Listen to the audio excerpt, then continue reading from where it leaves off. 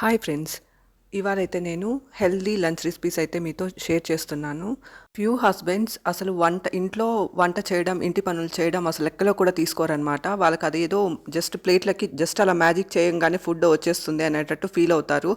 Breakfast కానీ, lunch కానీ, dinner కానీ ప్లేట్లోకి రావాలంటే దాని వెనకాల కూడా కష్టపడి వండితేనే అది ప్లేట్లోకి వస్తుంది.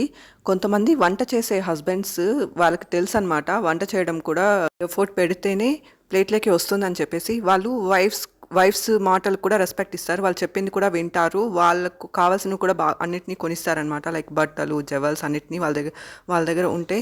కానీ నార్సిసిస్ట్ హస్బెండ్స్ కొంతమంది ఎలా ఫీల్ అవుతారంటే జస్ట్ ఇంట్లో పనులు ఏవి వాళ్ళకి కన్సిడరేషన్లో రాదు. హోటల్ నుంచి ఆర్డర్ చేస్తే ఫుడ్ ప్లేట్లకు ఎలా వస్తుందో అలా వచ్చేస్తుంది అనేటట్టు, ఇంట్లో ప్రొవిజన్స్ తెచ్చేస్తుంటే ఖాళీ కూర్చుని తింటున్నారు అనేటట్టు ఫీల్ అవుతారు. కానీ దాని వెనకాల కూడా బ్యాక్గ్రౌండ్ చాలా ఇది ఉంటుందన్నమాట. ఫుడ్ ఒకటే వైఫ్కి ఇంపార్టెంట్ అనుకుంటే అసలు పెళ్ళే చేసుకోనక్కర్లేదు. పెళ్ళికి ఫుడ్కే 10 lakhs ఖర్చు పెడుతున్నారు.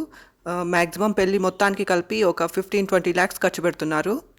వైఫ్కి ఫుడ్ పెట్టడమే ఎక్కువ అనుకునే హస్బెండ్స్ ఒకటి ఆలోచించాలి. మీకు పెళ్ళి చేయడానికే అమ్మాయి వాళ్ళ పేరెంట్స్ 20 lakhs దాకా ఖర్చు పెడుతున్నారు. ఈవెన్ దాన్ని తీసుకుని వెళ్ళి పోస్ట్ ఆఫీస్లో వేసినా ఫుడ్డే కాదు, ఆమెకు నచ్చిన బట్టలు కూడా కొనుక్కోవచ్చు. ఇలాంటి మెంటాలిటీ కేవలం నర్సిసిస్ట్ హస్బెండ్స్కి మాత్రమే ఉంటుందన్నమాట. మిగతా అందరికీ ఉండదు. Thank you for watching my video.